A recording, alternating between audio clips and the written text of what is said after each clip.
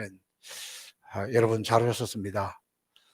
정말 요즘 날씨가 너무너무 좋은 계절, 제가 어릴 때나 보았던 맑은 하늘, 또 깨끗한 뭉게 구름, 저절로 아유 요즘 날씨만 같아라 그런 마음인데, 오늘 예배에 참여하는 우리 행복은사 성복의 성도 여러분, 또 유튜브 방송에 들어가 계시는 성도 여러분, 이번 명절에는 요즘 이 날씨와 같이 맑고 쾌청하고 행복한 명절이 되시기를 주님의 이름으로 축복합니다. 제가 지난 주일날 말씀을 드렸습니다마는, 제가 걸음을 원래 팔자 걸음이었습니다. 그런데 지금은 걸음을 똑바로 걷게 되었습니다. 근데 여러분, 이 고치는 게 쉬운 게 아니에요. 의도적으로 고치려고 해도 또 원래로 돌아갑니다. 근데 이거 어떻게 고쳤느냐? 평생 그렇게 살았는데, 60년 넘게 그렇게 살았는데 이걸 어떻게 바꾸어졌느냐? 제가 이걸 통해서 아주 중요한 원리를 하나 깨달았습니다. 걸음을 걸으니까 요즘 유튜브 방송이나 뭐 건강 이런 여러 가지 채널에서 걷는 것에 대해서 이야기를 많이 하더라고요. 그러면서 저한테 쏙 와닿은 것은 뭐냐? 걸음을 걸을 때 빨리 걷거나 느리게 걷는 것보다 중요한 것은 10cm 정도, 주먹 하나만큼 보폭을 크게 하라는 거예요. 근데 정말 해보니까 보폭을 주먹 하나만큼만 크게 하니까 이상하게 걸음이 조금은 빨라졌어요. 그런데 그렇게 걷다 보니까 자세가 온전히 바르게 된 거예요. 허리도 반듯하게, 그러면서 발걸음도 팔자에서 반듯한 걸음으로 바꾸어졌습니다. 제가 참 막 고치려고 할 때 그게 안 되는데, 보폭을 10cm만 늘렸더니, 보폭을 주먹 하나만 더 넓게 했더니 이런 결과가 온 걸 보면서 제가 깊이 깨달은 게 하나 있어요. 여러분, 지금 우리 코로나 시대잖아요. 이 시대에는 우리 교회 같은 교회가 가장 신앙생활하기 좋아요. 그래서 여러분은 다 교회 와서 지금 자유롭게 예배 드리잖아요. 그럼에도 우리는 주일 예배 한 번, 주일 낮 예배 이것밖에 못 드리잖아요. 모든 것이 위축돼가 있어요. 삶이 위축되면 저절로 신앙도 위축되고, 교인들이 교회 오기를 포기하고, 이런 일들이 지금 일어나고 있어요. 제가 그때 걸음걸이를 통해서 배운 것은, 이 코로나를 극복하는 것은, 이때 우리의 믿음을 지키는 것은, 이때 우리의 믿음을 반듯하게 하는 것은, 믿음의 보폭을, 믿음의 깊이를, 믿음을 10cm만 더 크게, 믿음을 주먹만큼만 더 크게 하면 우리의 근본부터 변화가 되는 거예요. 그래서 여러분, 우리가 이전보다도 하나님 앞 예배 드리는 것 조금 더 열심히, 찬송하는 것 조금 더 크게, 기도하는 시간 조금 더 길게, 하나님의 은혜를 구하는 시간 조금만 더 크게, 그렇게 나가면 우리는 능히 코로나를 극복하는 것뿐만 아니라 원래 우리의 신앙의 자세대로 반듯하게, 그리고 당당하게, 그리고 모든 것이 회복이 되고 치유되어서 승리하게 될 줄로 믿습니다. 지금은 우리의 걸음 보폭만 10cm 크게 하는 것이 아니라 믿음의 보폭을, 기도의 보폭을 10cm 크게 해서 승리하시기를 주님의 이름으로 축복합니다. 이 코로나로 인해서 요즘 많은 분들이, 특별히 목사님들이 너무 어렵다고 해요. 뭐 50명까지 예배드린다, 20명까지 예배드린다 그렇게 해도 안 온다는 거예요. 지금 우리도 50명 예배드릴 수가 있는데 30명 조금 더 이렇게 지금 앉아 있잖아요. 그렇게 하다 보니까 목사님들이 너무 힘들다는 거예요. 너무 고통스럽다는 거예요. 이걸 어떻게 극복하면 좋겠냐는 거예요. 그래서 저는 이것 가지고 이렇게 어려워하고 이렇게 힘들어하고 이렇게 고통스러워하는데 정말 그럴까? 그러면서 문득 제가 언젠가 일본 나가사키에 가면 그 운젠이라는 지옥 마을이 있습니다. 지옥 온천이 있어요. 제가 몇 해 전에 그곳에 갔는데 그 생각이 났습니다. 일본의 유명한 온천입니다. 근데 그 지역에 들어가면 벌써 들어가는 입구에서부터요, 유황가스 냄새가 쫙 오고, 그 가까이 가면 막 뭡니까, 운무, 그냥 막 이렇게 올라와서 구름처럼 되어 있는 그런 모습을 볼 수 있습니다. 사람들은 이곳을 지옥 같은 모습이라고 해서 지역 이름이 지옥입니다. 그러나 사실은 이 온천 도시이기 때문에 곳곳에 예쁘게 잘 꾸며져 있습니다. 그리고 이 운전 지옥 온천에서 보면은 옆에 이렇게 산책로들을 이렇게 많이 해놨어요. 그 산책로들 지나다 보면 그곳에 온천이 막 보글보글 이렇게 끓는 데도 있고, 어떤 데는 펑 터지고 또 이렇게 오는 데도 있고, 큰 거 적은 거 개울처럼 흘러가는 이런 것들이 이렇게 조치해 있는 그런 모습을 볼 수 있습니다. 그리고 그곳에 보면 거기에서 계란을 삶았다 그래야 될까요? 구웠다 그래야 될까요? 그래서 뭐 군 계란처럼 그렇게 바로 그 온천에 그것을 구운 삶은 그 계란을 팔기도 합니다. 그리고 처음 가는 사람들이 잘 모르고, 야, 이거 온천이라는데 진짜 뜨거울까? 손 잘못 넣었다 화상당하는 수도 있습니다. 굉장히 뜨거운 곳입니다. 그런데 그곳에 일본의 기독교가 처음 들어왔을 때 1600년대에 기독교 신자들이 예수 믿는 것 때문에 순교를 당하면서 고문을 당했던 흔적들이 지금 있어요. 좀 이렇게 큰 온천, 물이 부글부글 끓고 펑펑펑 터지고 있는 그곳에 큰 도르래를 씌워놨어요.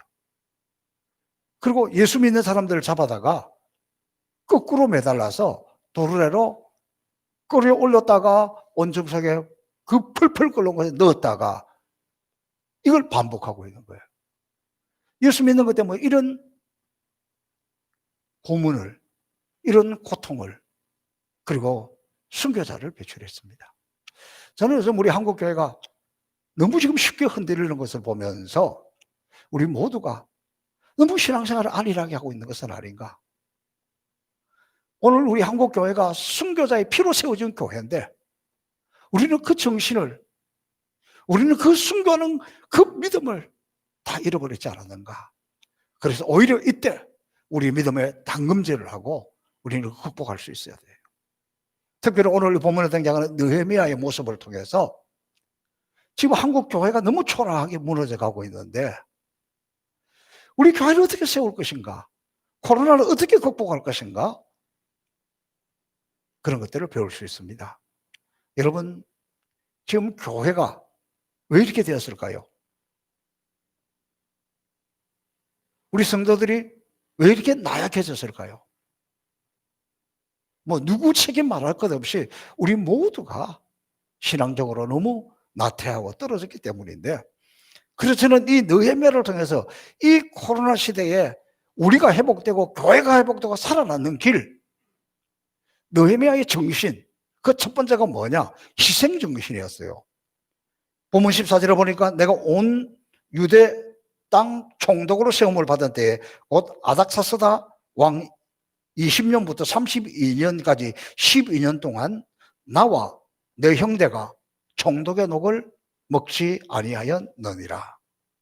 그러니까 느헤미야는 12년 동안 유다 총독으로 있으면서 그가 마땅히 받아야 할 권리, 총독의 월급, 총독이 받아야 하는 수많은 것들을 받지 않았고 형제와 친인척들 주변 관리도 철저히 했다는 거예요. 우리 여기서 중요한 걸 배울 수 있습니다. 지도자는, 교인은, 예수 믿는 사람은 자기의 권리보다는 자기 관리에 더 관심을 기울여야 합니다. 여러분, 요즘 우리나라 정치인들 보면 좀 너무 안타깝잖아요. 줄줄이 탈당하고, 사실은 탈당하는 정도로 하면 안 되고 국회의원 내려놓아야 되는데 뭐 꼼수를 부리는지 어쩌는지 어쨌든 다 뭐 때문에 그랬습니까? 자기 관리를 못해서, 욕심을 피워서 그렇게 되고 있잖아요. 그래서 어떤 사람들은 아유, 우리나라는 지도자 보기 지지리도 없다, 뭐 그런 표현을 합니다. 그것은 오늘 이 시대에 우리 지도자들 중에서 느헤미야와 같은 어려울 때에 희생하는 지도자가 없다. 교인 중에 희생하는 교인이 없다. 내 마땅한 주장과 권리를 포기하는 것은 이웃과 함께 살겠다는 태도입니다. 그렇게 해서 내 권리를 포기하고 나를 잘 관리했을 때, 욕심을 비울 때에 몸도 마음도 건강해진다는 거예요. 남을 돕는다는 것은 결국 나를 돕는 것이고 나를 부유케 하고 건강하게 하는 것입니다. 그래서 오늘 이 시대 우리가 먼저 나를 버리고 나를 포기하고 희생하는 법을 좀 배워야 합니다. 여러분, 오늘날 교회가 세상으로부터 야유를 받는 것, 비난받는 것 제일 중요한 이유가 뭐라고 생각합니까? 교회가 희생하는 게 없어서 그래요. 교회가 있어가지고 우리한테 도움되는 게 뭐가 있어? 어느 시대든 세상의 교회를 좋아하지 않습니다. 그럼에도 불구하고 지금은 그 중에 더 외면당하는 이유가 교인들이 자기 욕심만 차린다는 거예요. 사실 우리 교회가 그랬어요. 오늘날 교회는요, 온 교인들이 우리 교회 환경은 더 잘해놓게, 예배드리기 더 좋은 환경, 더 편리하게, 더 많은 혜택, 그런 걸 찾아요. 교회 가서 불편하면 교회 안 간다는 거예요.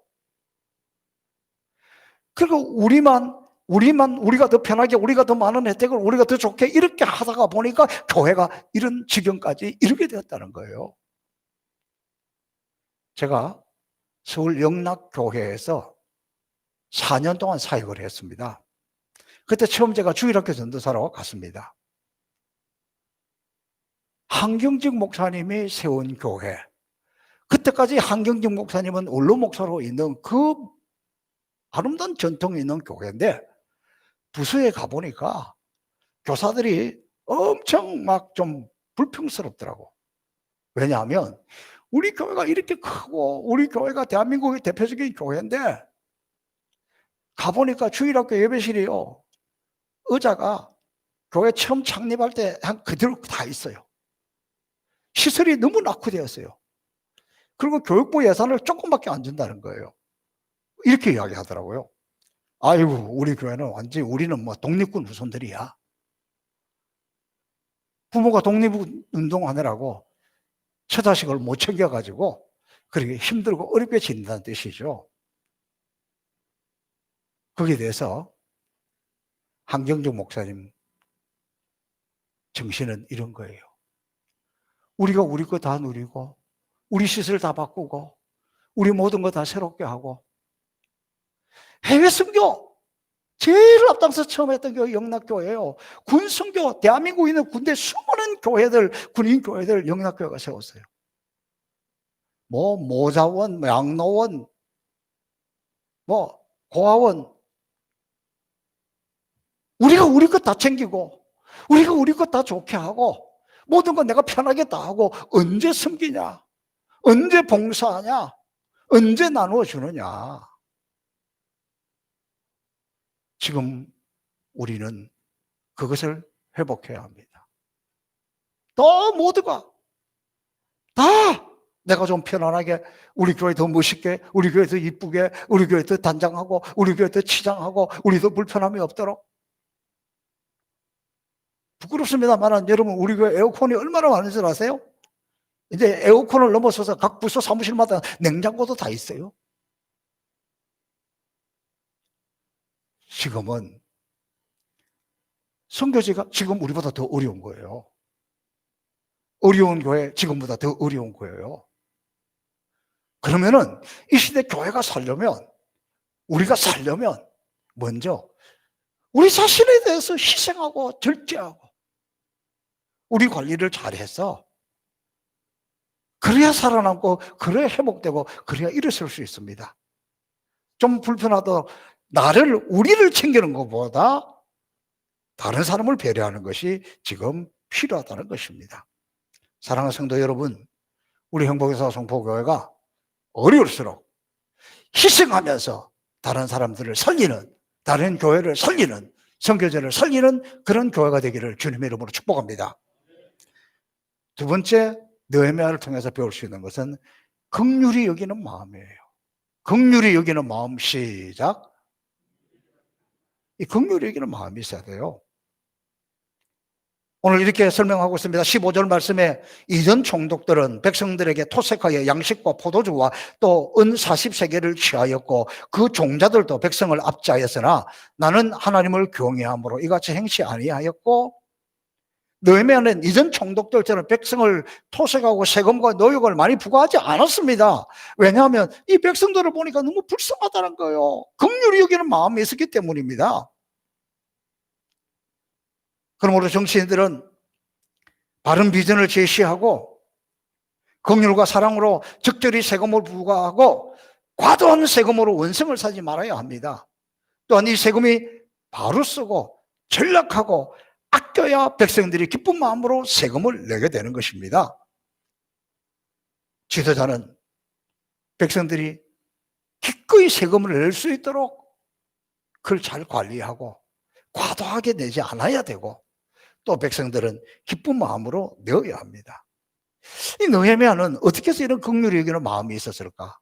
관례대로 하면 되잖아요. 앞에 다 그렇게 받았다. 그런데 어떻게 줄이고 자기 이익은 줄이고 백성들에게 세금을 적게 받으려고 하고 어떻게 이렇게 백성을 긍휼히 여기고 불쌍히 여기는 마음을 가지게 되었을까? 오늘 성경은 이렇게 설명하고 있습니다. 그가 하나님을 경외하는 총독이었기 때문입니다. 하나님을 사랑하면 사람을 긍휼히 여기게 되어 있다는 거죠. 여러분 예수님 마음은 그럼 뭐예요? 긍휼히 여기는 마음이잖아요.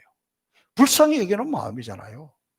예수님께서 지나가는 사람들을 보고 안전병을 일으킬 때도 또 여러 가지 환자들을 치료할 때고 고쳐줄 때 일으켜 주실 때 살려주실 때 보면 주께서 긍휼히 여기사 주께서 불쌍히 여기사 불쌍히 여기는 그곳에 생명의 역사가 일어나고 불쌍히 여기는 그곳에 긍휼히 여기는 그곳에 회복이 일어나고 살 길이 열린다는 거예요. 좀 지금 우리는 긍휼히 여기는 마음, 불쌍히 여기는 마음 그게 있어야 돼요. 여러분 우리 역사를 보면은요 참 안타깝게도 삼국지에도 그렇고 보면 이 동양의 역사가 대부분 그래요. 아버지 원수 갚기 위해서 평생 칼을 갈고 있다가 원수 갚았습니다. 그러면 죽은 이 자식은 또 이 원수 갚기 위해서 평생 칼을 갈다가 이렇게 해요. 지금도 마찬가지예요. 지금은 그걸 적폐라 그럽니다. 그래가지고 원수 갚는 거 적폐청산 안 하고 시간 또 다 보내요. 그럼 또 지금 현대 야당은 뭐라 그러겠어요? 그래 정권만 바뀌어봐라. 니네들 전부 다 이렇게 또 칼을 갈고 있잖아요. 이게 우리나라 망치는 길이에요. 저는 전혀 그런 소망이나 그런 가능성이 없습니다만 혹시 여러분 중에 정치하실 분이 있으면 제발 그거 안 해야 돼요. 그거. 지금 지나간 역사는 어쩔 수 없지만 앞으로는 내가 되기만 돼봐라. 내가 잡기만 해봐라. 심지어 어떤 분은 교회 안에서도 내가 장로만 되어봐라. 그런 분들 되면 안 돼요. 긍휼히 여기고 백성들을 불쌍히 여겨야지.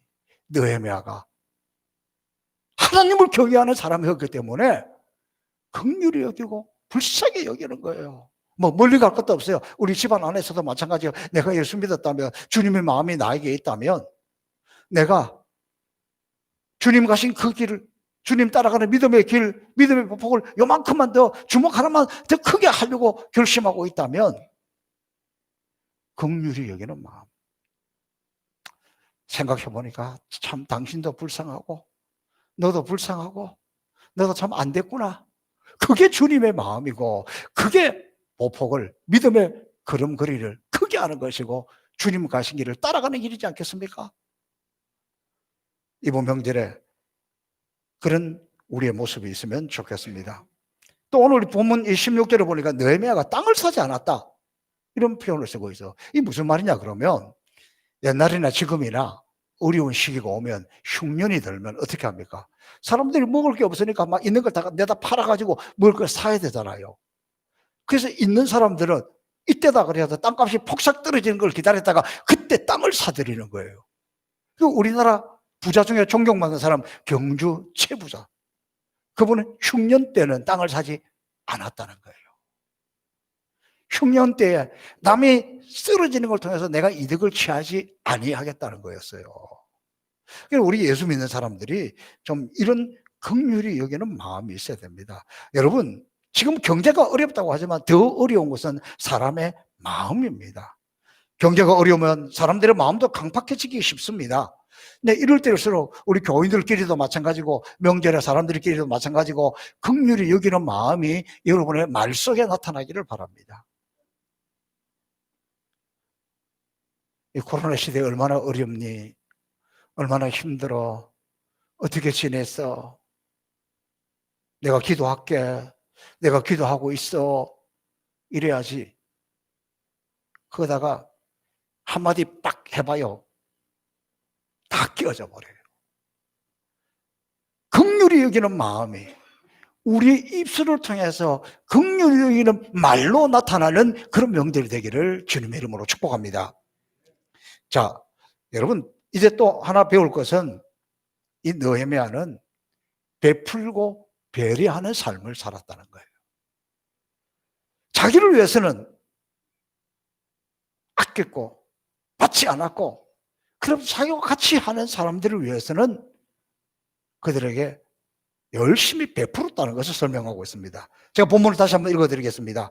17절 18절에 보니까 또 내 상에는 유다 사람들과 민장들 150인이 있고 그 외에도 우리 사면 이방인 중에서 우리에게 나온 자들이 있었는데 매일 나를 위하여 소 한 마리와 살찐 양 6을 준비하며 닭도 많이 준비하고 열흘에 한 번씩은 각종 포도주도 갖추었나니 비록 이같이 하였을지라도 내가 총독의 녹을 요구하지 아니하였으면 백성의 부역이 중합니다. 그러니까 자기는 받지 않았지만 이 동역자들을 위해서 자기가 베풀고 아낌없이 나누고 이런 모습들. 느헤미야는 아주 비전을 향해서 질주하는 사람이었어요. 그러면서도 그의 비전이 성공할 수 있었던 것은 저는 첫 번째는 그런 자기 하는 일을 즐길 줄 알았고, 두 번째는 다른 사람들을 배려했다는 거예요. 특별히 선교단체나 교회에서 그러기 쉬워요. 여러분, 우리가 이 비전을 이루기 위해서는, 이 꿈을 이루기 위해서는, 우리가 이 선교하기 위해서는 여러분은 굶으세요, 금식하세요. 그 비전만 안에서 그 스태프들은, 그 교회 교육자들은 쥐어짜고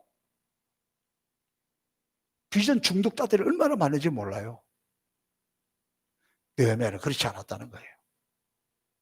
자기 자신에 대해서는 받지 않고 아꼈지만 같이 함께하는 동력자들을 위해서는 넉넉하게 베풀어주는 이런 모습이에요.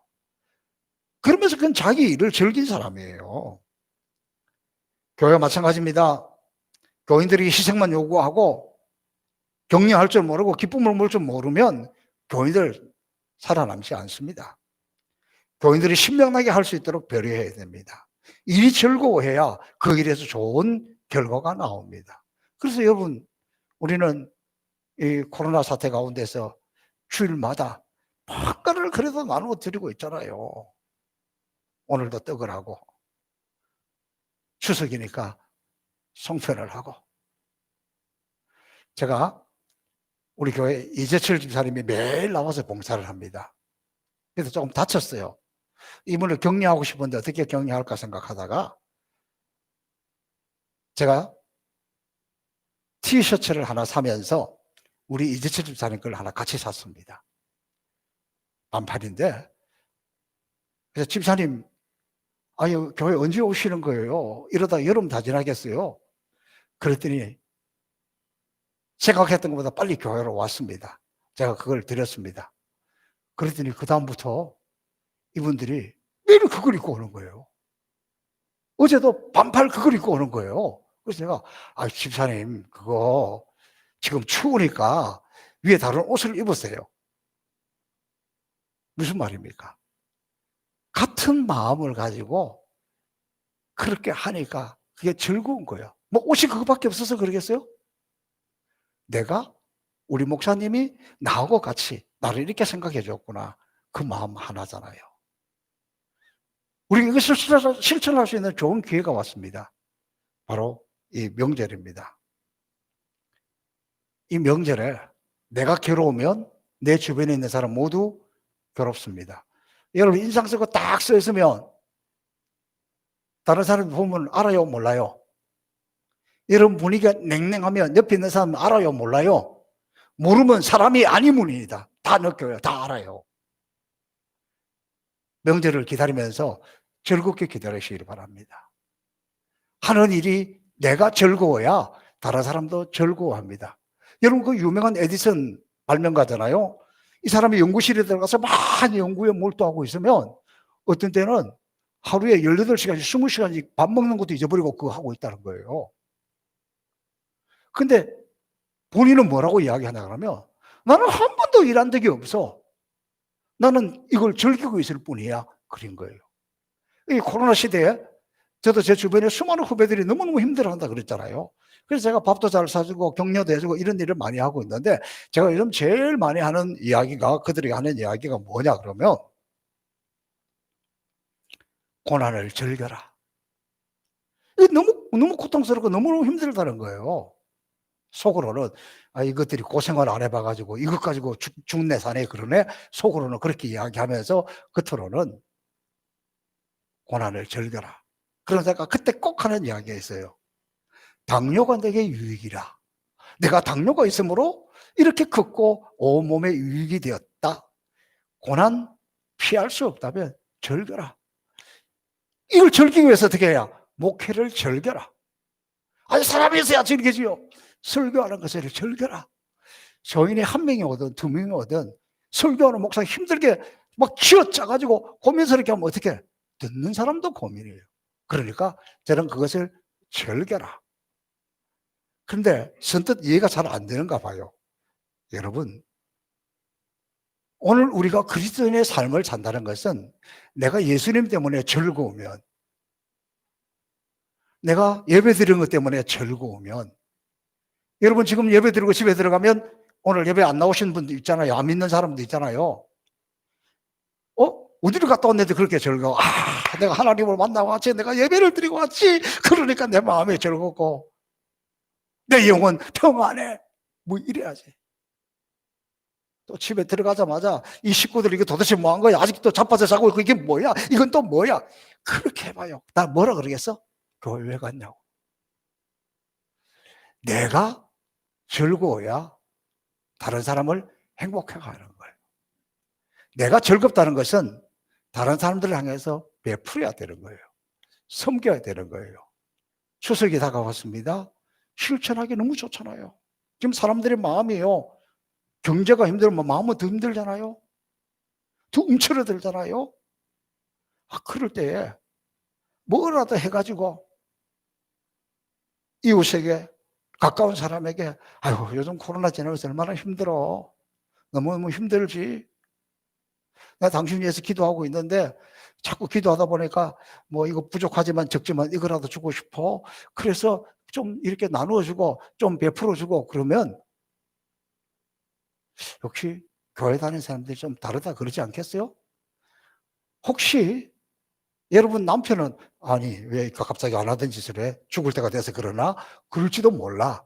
그러나 이웃을 향해서 다른 사람들을 향해서 지금은 이렇게 사랑을 베풀어 줘야 될 때예요.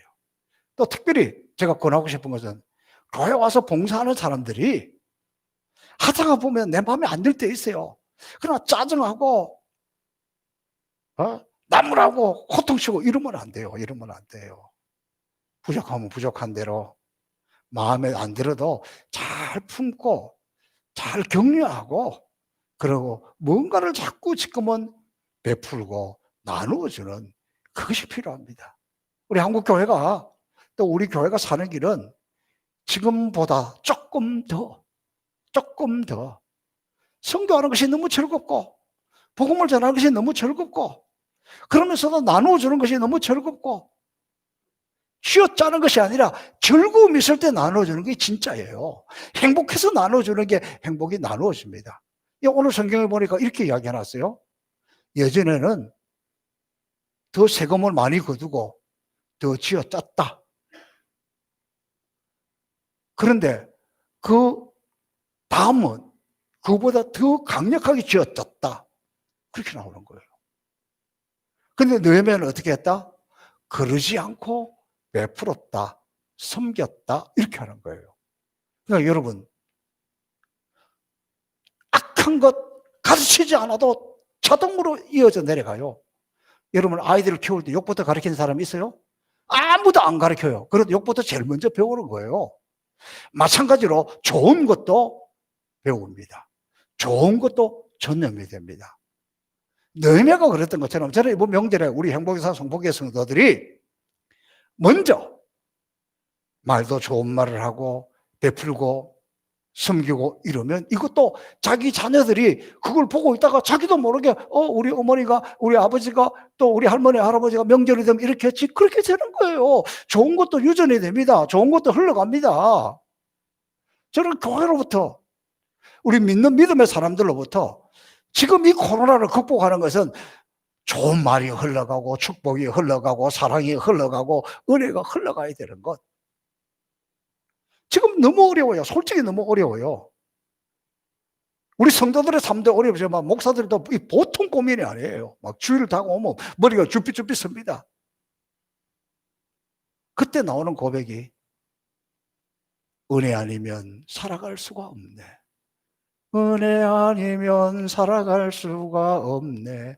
호흡마저도 주의 것인데 은혜 아니면 살아갈 수 없는 이 시대에 은혜를 체험한 사람들이 느헤미야가 그랬던 것처럼 이 은혜를 나누고 이 은혜를 베풀어서 이것이 흘러가는 거예요. 여러분 자녀에게 흘러가고 이웃에게 흘러가고 집안 식구들에게 흘러가서 이번 이 명절에 주님의 사랑이 무엇인지, 주님의 긍휼히 여기는 마음이 무엇인지, 주님 몸을 아끼지 않고 우리에게 주셨던 것처럼 저와 여러분도 이번에는 가까운 사람들부터 뭔가를 흘려보내고 뭔가를 나누고 그것이 내가 사는 길이고 그것이 교회가 사는 길이고 그것이 한국 교회가 사는 길입니다. 저와 여러분 이 명절에는 뭔가를 은혜를 흘려보내는 뭔가를 나누어주는 그런 느헤미야와 같은 정신으로 행복한 명절이 될 수 있기를 주님의 이름으로 축복합니다. 살아계신 아버지 하나님 감사합니다.